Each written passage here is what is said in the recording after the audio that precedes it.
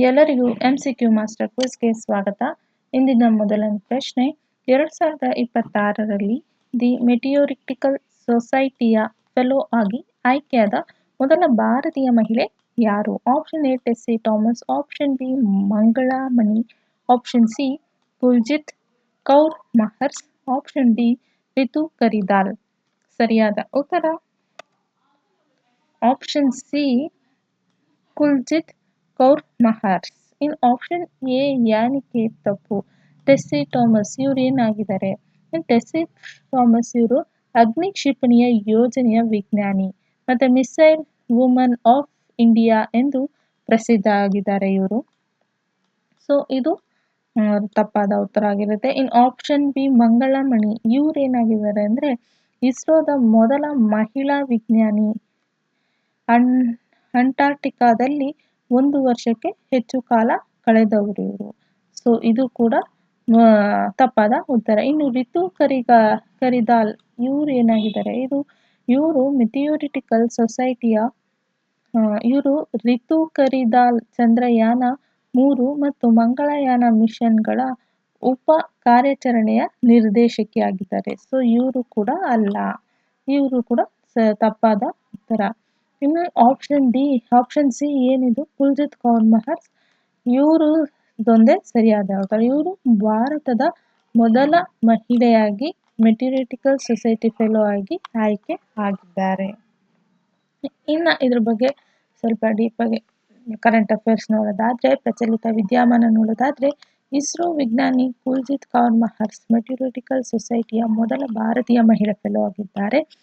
ಇನ್ನು ಯಾವ ಸಂದರ್ಭದಲ್ಲಿ? ಭೌತಿಕ ಸಂಶೋಧನಾ ಪ್ರಯೋಗಾಲಯ ಅಹಮದಾಬಾದ್ ಗ್ರಹ ವಿಜ್ಞಾನ ವಿಭಾಗದ ಪ್ರಾಧ್ಯಾಪಕಿ ಡಾಕ್ಟರ್ ಕುಲ್ಜಿತ್ ಕೌರ್ ಮಹರ್ಸ್ ಅವರು ಮೇ 9, 2026ರಂದು ದಿ ಮೆಟಿಯೋರಿಟಿಕಲ್ ಸೊಸೈಟಿಯ 2026ನೇ ಸಾಲಿನ ಫೆಲೋ ಆಗಿ ಆಯ್ಕೆಯಾಗಿದ್ದಾರೆ. ಈ ಮೂಲಕ ಅವರು ಈ ಗೌರವ ಪಡೆದ ಮೊದಲ ಭಾರತೀಯ ಮಹಿಳೆ ಎಂದು ಇತಿಹಾಸದಲ್ಲಿ ನಿರ್ಮಿಸಿದ್ದಾರೆ. ಪ್ರಮುಖ ಅಂಶ ನೋಡೋದಾದ್ರೆ, ಈ ಮೆಟಿಯೋರಿಟಿಕಲ್ ಸೊಸೈಟಿ ಬಗ್ಗೆ ನೋಡೋದಾದ್ರೆ 1933ರಲ್ಲಿ ಸ್ಥಾಪಿತವಾಗಿರುವುದು. ಇದು ಅಂತಾರಾಷ್ಟ್ರೀಯ ವೈಜ್ಞಾನಿಕ ಸಂಸ್ಥೆಯಾಗಿದೆ.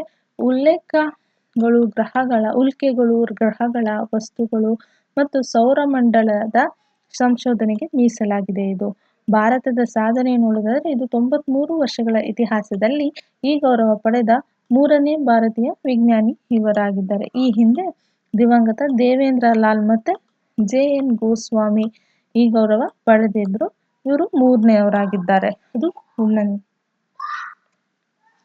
ಸಂಶೋಧನಾ ಕ್ಷೇತ್ರದಲ್ಲಿ ನೋಡಿದರೆ ಕಾಸ್ಮೋಕೆಮಿಸ್ಟ್ರಿ, ಉಲ್ಕೆಗಳಲ್ಲಿನ presolar grains, calcium aluminium rich inclusions, chondrules ಮತ್ತು ಸಾವಯವ ಪದಾರ್ಥಗಳಲ್ಲಿನ ಅಲ್ಪಾವಧಿ ರೇಡಿಯೋನ್ಯೂಕ್ಲೈಡ್ಗಳು ಮತ್ತು ಸ್ಥಿರ ಐಸೋಟೋಪ್ಗಳ ಅಧ್ಯಯನ ಕೂಡ ಆಗಿದೆ, ಸಂಶೋಧನೆ ಮಾಡಿದ್ದಾರೆ. ಇನ್ನು ಬಾಹ್ಯಾಕಾಶ ಮಾದರಿ ವಿಶ್ಲೇಷಣೆ ನೋಡೋದಾದ್ರೆ ನಾಸಾದ ಸ್ಟಾರ್ಡಸ್ಟ್, ಜಪಾನ್ನ ಹಯಾಬುಸಾ ಮತ್ತು ಅಪೋಲೋ ಕಾರ್ಯಕ್ರಮಗಳಿಂದ ತಂದ ಮಾದರಿಗಳನ್ನು ಸೆಕೆಂಡರಿ ಅಯಾನ್ ಮಾಸ್ ಸ್ಪೆಕ್ಟ್ರೋಮೆಟ್ರಿ ಮತ್ತು ನ್ಯೂನೋ ಸಿಮ್ಸ್ ತಂತ್ರಜ್ಞಾನದಿಂದ ವಿಶ್ಲೇಷಿಸಿದ್ದಾರೆ. ಇತರೆ ಗೌರವಗಳು ನೋಡೋದಾದ್ರೆ ಇದು ಅಮೆರಿಕನ್ ಜಿಯೋಫಿಸಿಕಲ್ ಯೂನಿಯನ್ನ ಫೆಲೋ ಮತ್ತು ದೇವೇಂದ್ರ ಲಾಲ್ ಸ್ಮಾರಕ ಪದಕದ ವಿಜೇತರಾಗಿದ್ದಾರೆ. ಇನ್ನು ಇದು ಮಹತ್ವ ನೋಡೋದಾದ್ರೆ ಉಲ್ಕೆಶಾಸ್ತ್ರ ಮತ್ತು ಕಾಸ್ಮೋಕೆಮಿಸ್ಟ್ರಿ ಕ್ಷೇತ್ರವು ಸಾಂಪ್ರದಾಯಿಕವಾಗಿ ಅಮೆರಿಕ, ಯುರೋಪ್ ಮತ್ತು ಜಪಾನ್ ಪ್ರಾಬಲ್ಯ ಹೊಂದಿದೆ. ಇಲ್ಲಿ ಭಾರತೀಯ ಮಹಿಳೆಯೊಬ್ಬರ ಸಾಧನೆ ಜಾಗತಿಕ ಗ್ರಹ ವಿಜ್ಞಾನದಲ್ಲಿ ಭಾರತದ ಸ್ಥಾನವನ್ನು ಬಲಪಡಿಸಿದೆ. ಇನ್ನು 2ನೇ ಪ್ರಶ್ನೆ ನೋಡೋದ 2026ರ ಅಸ್ಸಾಂ ವಿಧಾನಸಭಾ ಚುನಾವಣೆಗೆ ಸಂಬಂಧಿಸಿದಂತೆ ಈ ಕೆಳಗಿನ ಯಾವ ಹೇಳಿಕೆ ಸರಿಯಾಗಿದೆ? ಆಪ್ಷನ್ ಎ ಹಿಮಂತ ಬಿಸ್ವಾ ಶರ್ಮಾ ಅವರು ಸತತ 3ನೇ ಬಾರಿಗೆ ಮುಖ್ಯಮಂತ್ರಿಯಾಗಿ ಪ್ರಮಾಣ ವಚನ ಸ್ವೀಕರಿಸಿದ್ದರು. ಆಪ್ಷನ್ ಬಿ NDA ಮೈತ್ರಿಕೂಟ 126 ಸ್ಥಾನಗಳಲ್ಲಿ 102 ಸ್ಥಾನಗಳನ್ನು ಗೆದ್ದು ಸತತ 3ನೇ ಬಾರಿ ಅಧಿಕಾರಕ್ಕೆ ಬಂದಿದ್ದಾರೆ. ಇನ್ನು ಆಪ್ಷನ್ ಸಿ, ಅಸ್ಸಾಂನ ರಾಜ್ಯಪಾಲರಾಗಿ ಜಗದೀಶ್ ಮುಖಿ ಅವರು ಪ್ರಮಾಣ ವಚನ ಬೋಧಿಸಿದ್ದರು.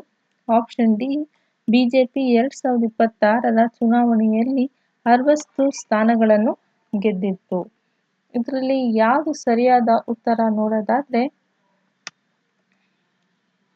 ಆಪ್ಷನ್ ಬಿ ಏನು ಎನ್ಡಿಎ ಮೈತ್ರಿಕೂಟ 126 ಸ್ಥಾನಗಳಲ್ಲಿ 102 ಸ್ಥಾನಗಳನ್ನು ಗೆದ್ದು ಸತತ 3ನೇ ಬಾರಿ ಅಧಿಕಾರಕ್ಕೆ ಬಂದಿದೆ. ಇನ್ನು ಮಿಕ್ಕಿದ ಆಪ್ಷನ್ಸ್ ಬಗ್ಗೆ ನೋಡೋದಾದ್ರೆ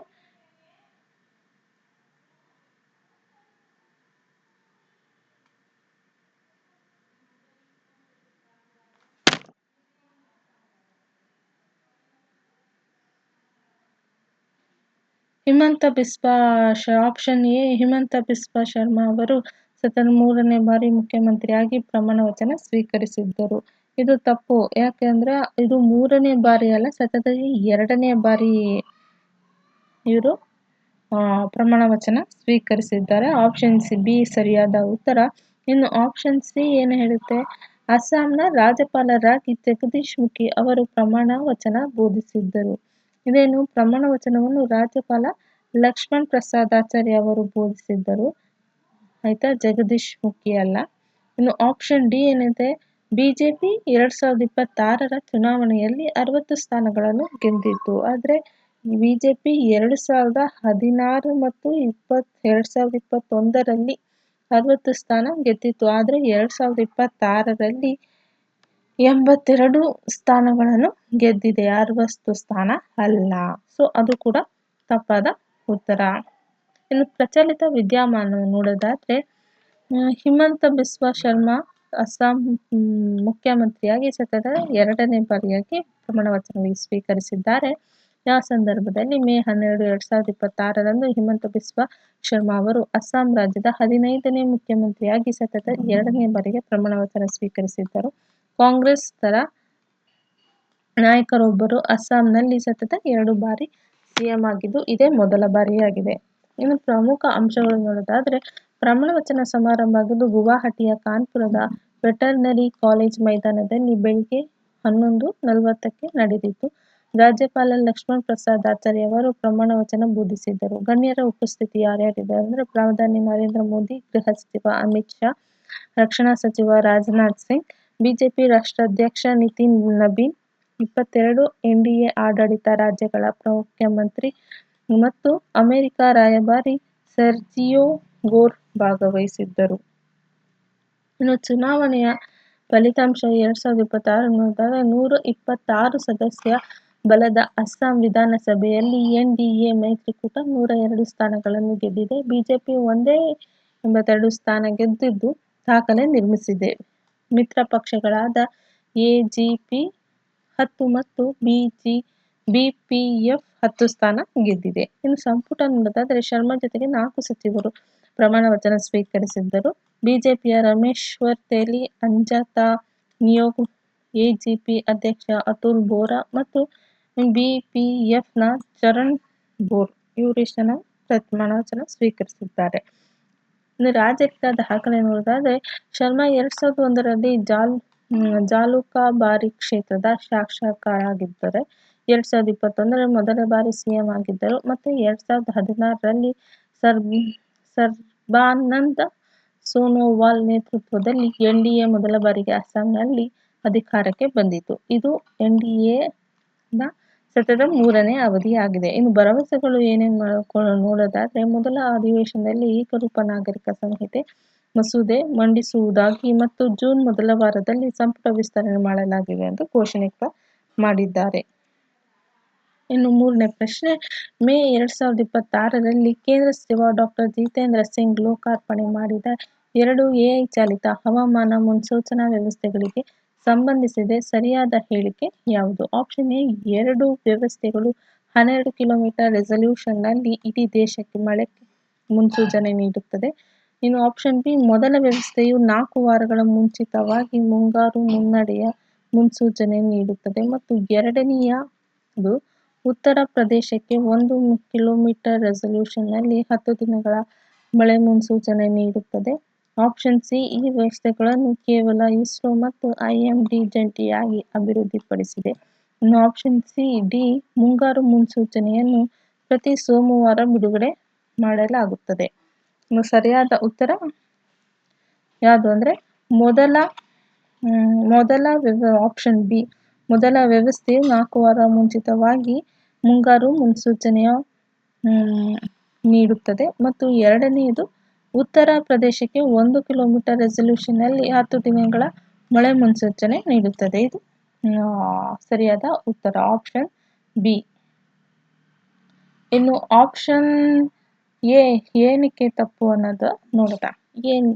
ಎರಡು ವ್ಯವಸ್ಥೆಗಳನ್ನು 12 ಕಿಲೋಮೀಟರ್ ರೆಸಲ್ಯೂಷನ್ನಲ್ಲಿ ಇಡೀ ದೇಶಕ್ಕೆ ಮಳೆ ಸೂಚನೆ ನೀಡುತ್ತದೆ. ಇದು ಏನಕ್ಕೆ ತಪ್ಪು ನೋಡೋದಾದ್ರೆ, ಇದು high spatial resolution rainfall forecast ಆಗುತ್ತೆ. ಇದು 1 ಕಿಲೋಮೀಟರ್ ರೆಸಲ್ಯೂಷನ್ದು 12 ಕಿಲೋಮೀಟರ್ ಅಲ್ಲ, ಇದು 1 ಕಿಲೋಮೀಟರ್ ರೆಸಲ್ಯೂಷನ್ ಆಗಿರುತ್ತೆ ಕೊಡೋದು 12 ಸೊ ಅದಕ್ಕೆ ಇದು ರಾಂಗ್ ಆನ್ಸರ್. ಇನ್ನು ಆಪ್ಷನ್ ಸಿ, ಈ ವ್ಯವಸ್ಥೆಯನ್ನು ಕೇವಲ ಇಸ್ರೋ ಮತ್ತು ಐಎಂಡಿ ಜಂಟಿಯಾಗಿ ಅಭಿವೃದ್ಧಿಪಡಿಸಿದೆ. ಇದು ವ್ಯವಸ್ಥೆಯನ್ನು ಐಎಂಡಿ, ಐಐಟಿಎಂ ಪುಣೆ ಮತ್ತು ಎನ್ಸಿಎಂಆರ್ಡಬ್ಲ್ಯೂಎಫ್ ಜಂಟಿಯಾಗಿ ಅಭಿವೃದ್ಧಿಪಡಿಸಿದ್ದು, ಇಸ್ರೋ ಅಲ್ಲ. ಮತ್ತೆ ಆಪ್ಷನ್ ಡಿ ಏನಕ್ಕೆ ತಪ್ಪು? ಮುಂಗಾರು ಮುನ್ಸೂಚನೆಯನ್ನು ಪ್ರತಿ ಸೋಮವಾರ ಬಿಡುಗಡೆ ಮಾಡಲಾಗುತ್ತದೆ.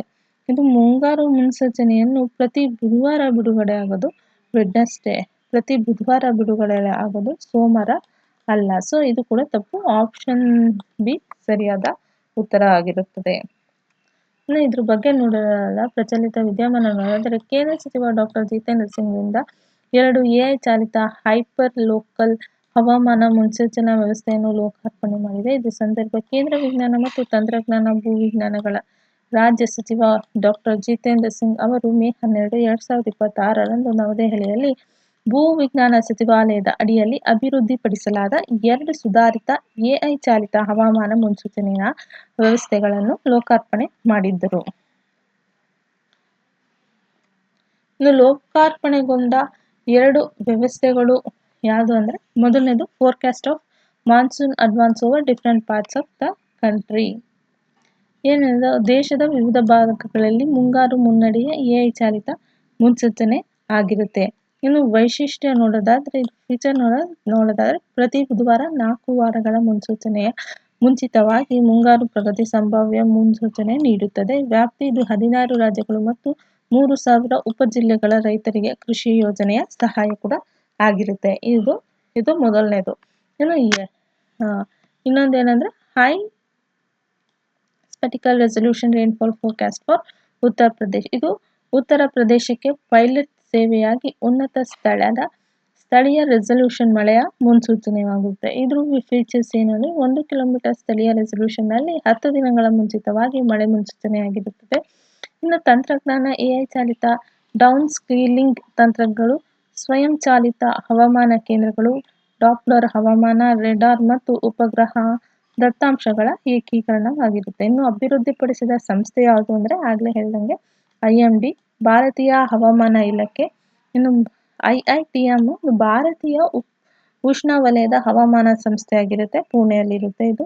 ಇನ್ನು ಎನ್ಸಿಎಂಆರ್ಡಬ್ಲ್ಯೂಎಫ್ ಅಂದರೆ ರಾಷ್ಟ್ರೀಯ ಮಧ್ಯಮ ಶ್ರೇಣಿ ಹವಾಮಾನ ಮುನ್ಸೂಚನಾ ಕ್ಷೇತ್ರ. 3 ಜಂಟಿಯಾಗಿ ಈ ಸಂಸ್ಥೆನ ಅಭಿವೃದ್ಧಿ ಮಾಡಿರುತ್ತೆ. ಇದ್ರ ಮಹತ್ವ ನೋಡೋದಾದ್ರೆ, ಪರಂಪರದ ಮುನ್ಸೂಚನೆಯಿಂದ ಬದಲಾವಣೆ, impact based and decision support forecasting ಬಗ್ಗೆ ಬದಲಾವಣೆ, ರೈತರು, ವಿಪತ್ತು ನಿರ್ವಹಣೆ ಅಧಿಕಾರಿಗಳು, ಆಡಳಿತಗಾರರು ಮತ್ತು ನಾಗರಿಕರಿಗೆ ನಿಖರ ಸ್ಥಳ ನಿರ್ದಿಷ್ಟ ಮತ್ತು ಕಾರ್ಯ ಸಾಧ್ಯ ಮಾಹಿತಿಯಾಗಿರುತ್ತದೆ. ಇನ್ನು ಮೊದಲ ಎಐ ಬಳಕೆ, ಐಎಂಡಿಯಿಂದ ಮೊದಲ ಬಾರಿಗೆ ಕೃತಕ ಬುದ್ಧಿಮತ್ತೆ ಮತ್ತು ಮಿಷನ್ ಲರ್ನಿಂಗ್ ಅನ್ನು ಹವಾಮಾನ ಮುನ್ಸೂಚನೆಯಲ್ಲಿ ಅಳವಡಿಸಲಾಗಿದೆ. ಇನ್ನು ಕೃಷಿಗೆ ಸಹಾಯ ಹೇಗಾಗುತ್ತೆ ಅಂದರೆ, ಭಾರತದ 70ರಿಂದ 80% ಮಹಿಳಾ ಅನಿಶ್ಚಿತವಾಗಿರುವುದರಿಂದ ಈ ವ್ಯವಸ್ಥೆಗಳು ಕೃಷಿ ಯೋಜನೆ, ನೀರಿನ ಸಂಪನ್ಮೂಲ ನಿರ್ವಹಣೆ ಮತ್ತು ವಿಪತ್ತು ಸಿದ್ಧತೆ ಅಗತ್ಯವಾಗಿರುತ್ತದೆ. ಇನ್ನು ಮುಂದಿನ ಪ್ರಶ್ನೆ, ಮೇ 16, 2026ರಂದು ಸಿಕ್ಕಿಂನ 51ನೇ ರಾಜ್ಯೋತ್ಸವ ಆಚರಣೆಯಲ್ಲಿ ಮುಖ್ಯ ಅತಿಥಿಯಾಗಿ ಭಾಗವಹಿಸಿದ ಭಾರತದ ಉಪರಾಷ್ಟ್ರಪತಿ ಯಾರು? Option A Jagdeep Dhankhar, option B CP. Radhakrishnan, option C M Venkaiah Naidu, option D Hamid Ansari. ಸರಿಯಾದ ಉತ್ತರ option B CP. Radhakrishnan. Option A ಬಗ್ಗೆ ನೋಡೋದಾದ್ರೆ ಇವರು ಜಗದೀಪ್ ಧನ್ಕರ್ ಅವರು 2022-25 ಅವಧಿಯಲ್ಲಿ ಉಪರಾಷ್ಟ್ರಪತಿಯಾಗಿದ್ದರು. ಸೊ ಇದು ಕೂಡ ರಾಂಗ್ ಆನ್ಸರ್ ಆಗಿರುತ್ತೆ. ಇನ್ನು ಎಂ ವೆಂಕಯ್ಯ ನಾಯ್ಡು ನೋಡೋದಾದ್ರೆ ಇವರು 2017ರಿಂದ 2022 ಅವಧಿಯಲ್ಲಿ ಉಪರಾಷ್ಟ್ರಪತಿಯಾಗಿರ್ತಾರೆ. ಸೊ ಇದು ಕೂಡ ರಾಂಗ್ ಆನ್ಸರ್. ಇನ್ನು ಹಮೀದ್ ಅನ್ಸಾರಿ ಇವರು 2007ರಿಂದ ಮತ್ತೆ 2017 ಅವಧಿಯಲ್ಲಿ ಇವರು ಉಪರಾಷ್ಟ್ರಪತಿಯಾಗಿರ್ತಾರೆ. ಸೊ ಇದು ಕೂಡ ರಾಂಗ್ ಆನ್ಸರ್. ಇದು CP. Radhakrishnan is the right answer. ಇನ್ನು ಇದ್ರ ಬಗ್ಗೆ ಪ್ರಚಲಿತ ವಿದ್ಯಮಾನ ನೋಡೋದಾದ್ರೆ ಉಪರಾಷ್ಟ್ರಪತಿ ಶ್ರೀ ಸಿ.ಪಿ. ರಾಧಾಕೃಷ್ಣನ್ ಸಿಕ್ಕಿಂಗೆ ಭೇಟಿ ನೀಡಿ ಮೇ 16, 2026ರಂದು ಭೇಟಿ ನೀಡಿದ್ದರು. ಈ ಸಂದರ್ಭ ನೋಡಿದ ಭಾರತದ ಉಪರಾಷ್ಟ್ರಪತಿ ಶ್ರೀ ಸಿ.ಪಿ. ರಾಧಾಕೃಷ್ಣನ್ ಅವರು ಮೇ 16, 2026ರಂದು ಅಧಿಕಾರ ವಹಿಸಿಕೊಂಡ ನಂತರ ಮೊದಲ ಬಾರಿಗೆ ಸಿಕ್ಕಿಂ ರಾಜ್ಯಕ್ಕೆ ಒಂದು ದಿನದ ಅಧಿಕೃತ ಭೇಟಿ ನೀಡಿದ್ದರು. ಅವರು ಸಿಕ್ಕಿಂನ 51ನೇ ರಾಜ್ಯೋತ್ಸವ ಆಚರಣೆಯಲ್ಲಿ ಮುಖ್ಯ ಅತಿಥಿಯಾಗಿ ಭಾಗವಹಿಸಿದ್ದರು. ಇನ್ನು ಪ್ರಮುಖ ಅಂಶಗಳು ನೋಡೋದಾದ್ರೆ ಅದು ಆಗಮನ ಪ್ರತಿಕೂಲ ಹವಾಮಾನದಿಂದಾಗಿ ಬಾಗೋಡಾಗ್ರಾಮ್ ವಿಮಾನ ನಿಲ್ದಾಣದಿಂದ ಹೆಲಿಕಾಪ್ಟರ್ ಪ್ರಯಾಣ ರದ್ದಾಗಿ ರಾಷ್ಟ್ರೀಯ ಹೆದ್ದಾರಿ 10 ಮೂಲಕ ರಸ್ತೆ ಮಾರ್ಗವಾಗಿ ರಂಗೋಪಗಡಿ ಚೆಕ್ಪೋಸ್ಟ್ಗೆ ಬೆಳಿಗ್ಗೆ 11 ಆಗಮಿಸಿದ್ದರು. ಸ್ವಾಗತ ಮಾಡಿದವರು ಗ್ಯಾಂಗ್ಟಾಕ್ನ ಲೋಕಭವನದಲ್ಲಿ ರಾಜ್ಯಪಾಲ ಓಂ ಪ್ರಕಾಶ್ ಮಥುರಾ ಮತ್ತು ಮುಖ್ಯಮಂತ್ರಿ ಪ್ರೇಮ್ ಸಿಂಗ್ ತಮಾಂಗ್ ಅವರು ಗಾರ್ಡ್ ಆಫ್ ಆನರ್ ನೊಂದಿಗೆ ಸ್ವಾಗತಿಸಿದ್ದರು.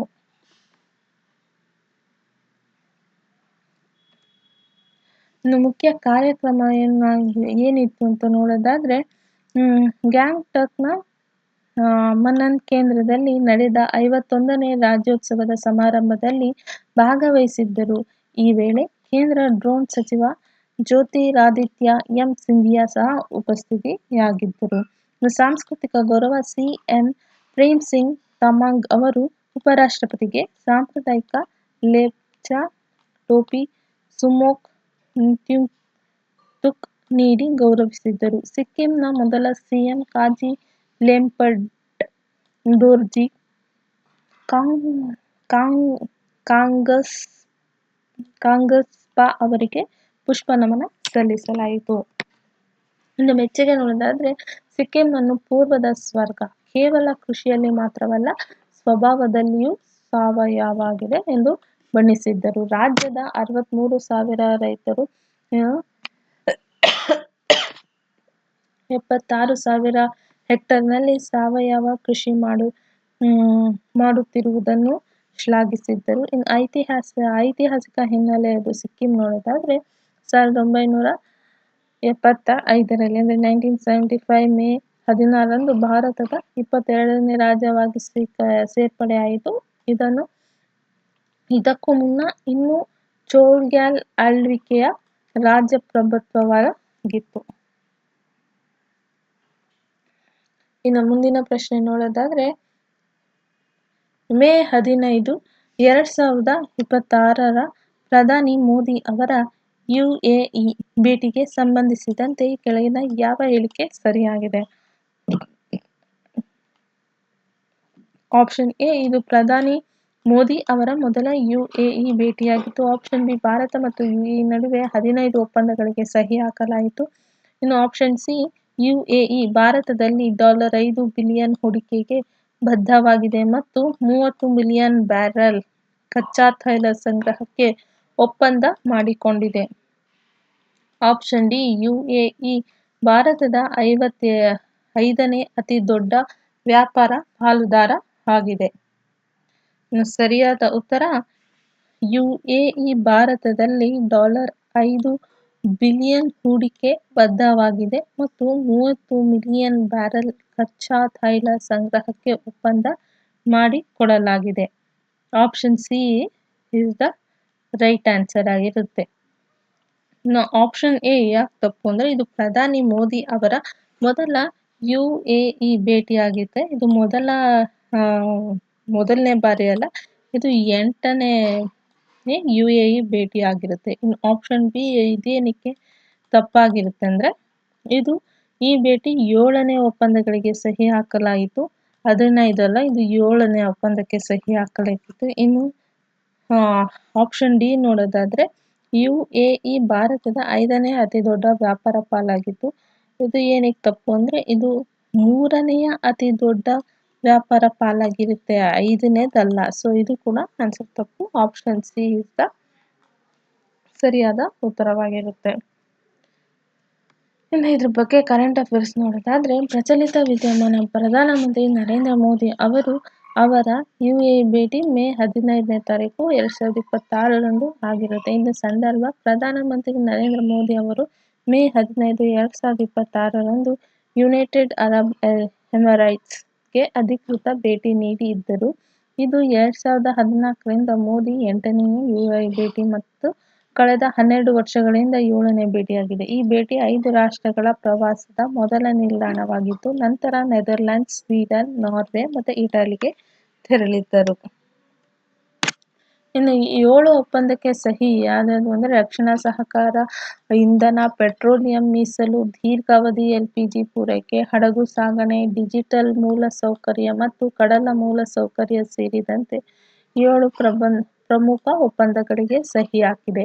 ಇನ್ನು ಇಂಧನ ಪದ್ಧತಿ ನೋಡೋದಾದ್ರೆ ಕಾರ್ಯತಂತ್ರದ ಪೆಟ್ರೋಲಿಯಂ ಮೀಸಲು UAE ಇಂಧನ ಕಂಪನಿಯು ಭಾರತದ ತುರ್ತು ತೈಲ ಸಮಗ್ರ ವ್ಯವಸ್ಥೆಯಲ್ಲಿ ಭಾಗವಹಿಸಲಿದ್ದು 30 ಮಿಲಿಯನ್ ಬ್ಯಾರೆಲ್ ಕಚ್ಚಾ ತೈಲ ಸಂಗ್ರಹಕ್ಕೆ ಯೋಜನೆಯಾಗಿದೆ. ಇನ್ನು LPG ಪೂರೈಕೆ ದೀರ್ಘಾವಧಿ LPG ಪೂರೈಕೆಗೆ ಒಪ್ಪಂದ ಕೂಡ ಆಗಿದೆ. ಇನ್ನು ಹಾರ್ಮುಜ್ ಜಲಸಂಧಿ ಕೆಂಪು ಸಮುದ್ರದಲ್ಲಿನ ಅಡೆತಡೆಗಳಿಂದ ಹಿನ್ನೆಲೆಯಲ್ಲಿ ಹಾರ್ಮುಜ್ ಜಲಸಂಧಿ ಮೂಲ ಸುರಕ್ಷಿತ ಸಾಗಣೆಗೆ ಭಾರತ ಬಲವಾದ ನಿಲುವು ವ್ಯಕ್ತಪಡಿಸಿತು. ಇನ್ನು ಹೂಡಿಕೆ ಭರವಸೆ ನೋಡೋದಾದ್ರೆ UAE ಭಾರತದ $5 ಬಿಲಿಯನ್ ಹೂಡಿಕೆ ಮಾಡಲು ಬದ್ಧತೆ ವ್ಯಕ್ತಪಡಿಸಿದೆ. ಕಾರ್ಯತಂತ್ರದ ಪೆಟ್ರೋಲಿಯಂ ಮೀಸಲು, ರಕ್ಷಣೆ, ಹಡಗು ಸಾಗಣೆ ಕ್ಷೇತ್ರಗಳಲ್ಲಿ. ಇನ್ನು ಡಿಜಿಟಲ್ ಸಹಕಾರ ನೋಡೋದಾದ್ರೆ ಭಾರತದ UPIಯನ್ನು UAEನ ಆನಿ ಪ್ಲಾಟ್ಫಾರ್ಮ್ ಜೊತೆಗೆ ಮತ್ತು ರೂಪೇಯನ್ನು ಜೈವಾನ್ ರಾಷ್ಟ್ರೀಯ ಡೆಬಿಟ್ ಕಾರ್ಡ್ ವ್ಯವಸ್ಥೆಯೊಂದಿಗೆ ಸಂಯೋಜಿಸಲು ಒಪ್ಪಂದ ಕೂಡ ಮಾಡಲಾಗಿದೆ. ಇನ್ನು ಮುಂದಿನ ಪ್ರಶ್ನೆ, ರಾಜಸ್ಥಾನದ ಮೊದಲ ಸೆಮಿಕಂಡಕ್ಟರ್ ಘಟಕಕ್ಕೆ ಸಂಬಂಧಿಸಿದಂತೆ ಈ ಕೆಳಗಿನ ಯಾವ ಹೇಳಿಕೆ ಸರಿಯಾಗಿದೆ? ಆಪ್ಷನ್ ಎ, ಈ ಘಟಕವು ಜೋಧ್ಪುರದಲ್ಲಿದೆ ಮತ್ತು ಟಾಟಾ ಗ್ರೂಪ್ನಿಂದ ಸ್ಥಾಪಿಸಲ್ಪಟ್ಟಿದೆ. ಆಪ್ಷನ್ ಬಿ, ಭಿವಾದಿಯಲ್ಲಿನ ಸಹಸ್ರ ಸೆಮಿಕಂಡಕ್ಟರ್ಸ್ ಘಟಕವು ಭಾರತದ ಮೊದಲ SME ನೇತೃತ್ವದ ATM ಅಥವಾ OSAT ಸೌಲಭ್ಯವಾಗಿದ್ದು ವಾರ್ಷಿಕ 6 ಕೋಟಿ ಚಿಪ್ ಉತ್ಪಾದನಾ ಸಾಮರ್ಥ್ಯ ಹೊಂದಿದೆ. ಆಪ್ಷನ್ ಸಿ, ಈ ಘಟಕವು ಸಂಪೂರ್ಣವಾಗಿ ವಿದೇಶಿ ನೇರ ಹೂಡಿಕೆಯಿಂದ ನಿರ್ಮಾಣವಾಗಿದೆ. ಆಪ್ಷನ್ ಡಿ, ರಾಜಸ್ಥಾನ ಸೆಮಿಕಂಡಕ್ಟರ್ ನೀತಿಯನ್ನು 2024ರಲ್ಲಿ ಬಿಡುಗಡೆ ಮಾಡಲಾಗಿದೆ. ಇನ್ನು ಸರಿಯಾದ ಉತ್ತರ ಆಪ್ಷನ್ ಬಿ ಏನು ಭಿವಾಡಿಯ ಸಹಸ್ರದ ಸೆಮಿಕಂಡಕ್ಟರ್ಸ್ ಘಟಕವು ಭಾರತದ ಮೊದಲ SME ನೇತೃತ್ವದ ATM ಮತ್ತು OSAT ಸೌಲಭ್ಯವಾಗಿದ್ದು ವಾರ್ಷಿಕ 6 ಕೋಟಿ ಚಿಪ್ ಉತ್ಪಾದನಾ ಸಾಮರ್ಥ್ಯ ಹೊಂದಿದೆ. ಇದು option B is the right answer ಆಗಿರುತ್ತೆ. ಇನ್ನು ಆಪ್ಷನ್ ಎ ಏನಕ್ಕೆ ತಪ್ಪು ಅಂದರೆ ಈ ಘಟಕವು ಜೋಧ್ಪುರದಲ್ಲಿದೆ ಮತ್ತು ಟಾಟಾ ಗ್ರೂಪ್ನಲ್ಲಿದೆ ಅಂತ ಸ್ಥಾಪಿಸಲಾಗಿದೆ ಅಂತ ಹೇಳ್ತಾ ಇದ್ದಾರೆ. ಅದೇ ಈ ಘಟಕವು ಭಿವಾಡಿಯಲ್ಲಿದೆ, ಜೋಧ್ಪುರಲ್ಲ. ಸೊ ಇದನ್ನು ಸಹಸ್ರ ಸೆಮಿಕಂಡಕ್ಟರ್ ಸ್ಥಾಪಿಸಿದೆ, ಇದು ಟಾಟಾ ಅವರು ಸ್ಥಾಪಿಸಿಲ್ಲ. ಸೊ ಇದು ಕೂಡ ರಾಂಗ್ ಆನ್ಸರ್. ಇನ್ನು ಆಪ್ಷನ್ ಸಿ ಏನಿರುತ್ತೆ, ಈ ಘಟಕವು ಸಂಪೂರ್ಣವಾಗಿ ವಿದೇಶಿ ನೇರ ಹೂಡಿಕೆಯಿಂದ ನಿರ್ಮಾಣವಾಗಿದೆ. ಈ ಘಟಕವು ಸ್ಪೆಕ್ಸ್ SPECS ಸ್ಪೆಕ್ಸ್ ಯೋಜನೆಯಡಿ 150 ಕೋಟಿಗೂ ಹೆಚ್ಚು ಹೂಡಿಕೆಯೊಂದಿಗೆ ಈ ಅಭಿವೃದ್ಧಿಯಾಗಿರೋದು ಎಫ್ಡಿಐ ಅಲ್ಲ. ಇನ್ನು ಆಪ್ಷನ್ ಡಿ ಏನು ಹೇಳುತ್ತೆ, ರಾಜಸ್ಥಾನ ಸೆಮಿಕಂಡಕ್ಟರ್ ನೀತಿಯನ್ನು 2024ರಲ್ಲಿ ಬಿಡುಗಡೆ ಮಾಡಲಾಯಿತು. ರಾಜಸ್ಥಾನ ಸೆಮಿಕಂಡಕ್ಟರ್ ನೀತಿಯನ್ನು ಮಾರ್ಚ್ 2026ರಲ್ಲಿ ಬಿಡುಗಡೆ ಮಾಡಿರೋದು, 2024ರಲ್ಲ. ಇನ್ನು ಪ್ರಚಲಿತ ವಿದ್ಯಮಾನ ನೋಡೋದಾದ್ರೆ, ರಾಜಸ್ಥಾನಕ್ಕೆ ಮೊದಲ ಸೆಮಿಕಂಡಕ್ಟರ್ ಘಟಕ ಭಿವಾಡಿಯಲ್ಲಿ ಉದ್ಘಾಟನೆ ಆಗಿರೋದು. ಇನ್ನು ಸಂದರ್ಭ, ರಾಜಸ್ಥಾನವು ಮೇ 15, 2026ರಂದು ಭಿವಾಡಿಯಲ್ಲಿ ರಾಜ್ಯದ ಮೊದಲ ಸೆಮಿಕಂಡಕ್ಟರ್ ಎಟಿಎಂ ಮತ್ತು ಓಸೈಟ್ ಘಟಕದ ಉದ್ಘಾಟನೆಯೊಂದಿಗೆ ಭಾರತದ ಕಾರ್ಯತಂತ್ರದ ಸೆಮಿಕಂಡಕ್ಟರ್ ವಲಯಕ್ಕೆ ಅಧಿಕೃತ ಪ್ರವೇಶಿಸಿತು. ಇನ್ನು ಪ್ರಮುಖ ಅಂಶಗಳು ನೋಡೋದಾದ್ರೆ, ಉದ್ಘಾಟನೆ ಕೇಂದ್ರ ಎಲೆಕ್ಟ್ರಾನಿಕ್ಸ್ ಮತ್ತು ಐಟಿ ಸಚಿವ ಅಶ್ವಿನಿ ವೈಷ್ಣವ್ ಅವರು ವರ್ಚುವಲ್ ಮೂಲಕ ಉದ್ಘಾಟಿಸಿದ್ದರು. ರಾಜಸ್ಥಾನ ಸಿಎಂ ಭಜನ್ ಲಾಲ್ ಶರ್ಮಾ ಮತ್ತು ಕೇಂದ್ರ ಸಚಿವ ಭೂಪೇಂದರ್ ಯಾದವ್ ಉಪಸ್ಥಿತರಿದ್ದರು. ಇನ್ನು ಕಂಪನಿ ಸಹಸ್ತ್ರ ಸೆಮಿಕಂಡಕ್ಟರ್ಸ್ ಪ್ರೈವೇಟ್ ಲಿಮಿಟೆಡ್ ಸ್ಥಾಪಿಸಿದ ಭಾರತದ ಮೊದಲ ಎಸ್ಎಂಇ ನೇತೃತ್ವದ ಸೆಮಿಕಂಡಕ್ಟರ್ ಚಿಪ್ ತಯಾರಿಕಾ ಘಟಕವಾಗಿದೆ. ಇನ್ನು ಸ್ಥಳ ಎಲ್ಲಿ ಮಾಡಿರೋದು ಅಂದರೆ, ಭಿವಾಡಿಯ ಸಾಲಾರ್ಪುರ್ ಕುಶ್ಕೇಕರದಲ್ಲಿನ ಎಲೆಕ್ಟ್ರಾನಿಕ್ಸ್ ಮ್ಯಾನುಫ್ಯಾಕ್ಚರಿಂಗ್ ಕ್ಲಸ್ಟರ್ನಲ್ಲಿ 50 ಎಕರೆ ಪ್ರದೇಶದಲ್ಲಿ ನಿರ್ಮಾಣವಾಗಿದ್ದು, ಹೂಡಿಕೆ ಮತ್ತು ಸಾಮರ್ಥ್ಯ ಬಂದು 1,200 ಕೋಟಿಗೂ ಹೆಚ್ಚು ಹೂಡಿಕೆ ಪ್ರಸ್ತಾವನೆಯಾಗಿದೆ. 20 ಕಂಪನಿಗಳಿಂದ ವಾರ್ಷಿಕ 6 ಕೋಟಿ ಚಿಪ್ಗಳ ಉತ್ಪಾದನಾ ಸಾಮರ್ಥ್ಯ 2 ರಿಂದ 3 ವರ್ಷಗಳಲ್ಲಿ 40 ರಿಂದ 60 ಕೋಟಿ ಯೂನಿಟ್ಗೆ ವಿಸ್ತರಣೆಯ ಯೋಜನೆ ಕೂಡ ಇದೆ. ಇನ್ನು 2,500 ಜನರಿಗೆ ಉದ್ಯೋಗಾವಕಾಶ ನಿರೀಕ್ಷೆಗೆ ಇದೆ. ಇನ್ನು ಪ್ರಶ್ನೆ 7, ಮೇ 2026ರಲ್ಲಿ ಮುಂಬೈನಲ್ಲಿ ನಡೆದ ಕಿಂಬರ್ಲಿ ಪ್ರಕ್ರಿಯೆ ಮಧ್ಯಂತರ ಅಧಿವೇಶನ ಸಭೆ 2026ಕ್ಕೆ ಸಂಬಂಧಿಸಿದಂತೆ ಸರಿಯಾದ ಹೇಳಿಕೆ ಯಾವುದು? ಆಪ್ಷನ್ ಎ ಏನು ಹೇಳುತ್ತೆ, ಕಿಂಬರ್ಲಿ ಪ್ರಕ್ರಿಯೆಯು ಕೃತಕ ವಜ್ರಗಳ ವ್ಯಾಪಾರವನ್ನು ನಿಯಂತ್ರಿಸುವ ಯೋಜನೆಯಾಗಿದೆ. ಆಪ್ಷನ್ ಬಿ, ಭಾರತದ 2026ರ ಕೆಪಿ ಅಧ್ಯಕ್ಷತೆಯ ಥೀಮ್ 3Cs ಏನಂದ್ರೆ ಕ್ರೆಡಿಬಿಲಿಟಿ, ಕಂಪ್ಲೈಲೆನ್ಸ್ ಮತ್ತು ಕನ್ಸ್ಯೂಮರ್ ಕಾನ್ಫಿಡೆನ್ಸ್ ಆಗಿದೆ. ಇನ್ನು ಆಪ್ಷನ್ ಸಿ ಏನಿರುತ್ತೆ, ಕೆಪಿಯಲ್ಲಿ ಕೇವಲ 30 ದೇಶಗಳ ಭಾಗವಹಿಸುತ್ತವೆ. ಇನ್ನು ಆಪ್ಷನ್ ಡಿ ಏನು ಹೇಳುತ್ತೆ, ಈ ಸಭೆಯನ್ನು ನವದೆಹಲಿಯಲ್ಲಿ ಮೇ 20 ರಿಂದ 24ರವರೆಗೆ ಆಯೋಜಿಸಲಾಗಿದೆ ಅಂತ ಹೇಳುತ್ತೆ. ಇನ್ನು ಸರಿಯಾದ ಉತ್ತರ ಬಂದು ಆಪ್ಷನ್ ಬಿ, ಭಾರತದ 2026ರ ಕೆಪಿ ಅಧ್ಯಕ್ಷತೆಯ ಥೀಮ್ 3Cs ಏನಂದ್ರೆ ಕ್ರೆಡಿಬಿಲಿಟಿ, ಕಂಪ್ಲೈಲೆನ್ಸ್ ಮತ್ತೆ ಕನ್ಸ್ಯೂಮರ್ ಕಾನ್ಫಿಡೆನ್ಸ್ ಆಗಿದೆ. ಇನ್ನು ಆಪ್ಷನ್ ಎ ಇದು ಯಾಕೆ ತಪ್ಪು ಅಂದ್ರೆ, ಕಿಂಬರ್ಲಿ ಪ್ರಕ್ರಿಯೆ ಪ್ರಾಮಾಣೀಕರಣ ಯೋಜನೆ ಸಂಘರ್ಷ ವಜ್ರಗಳು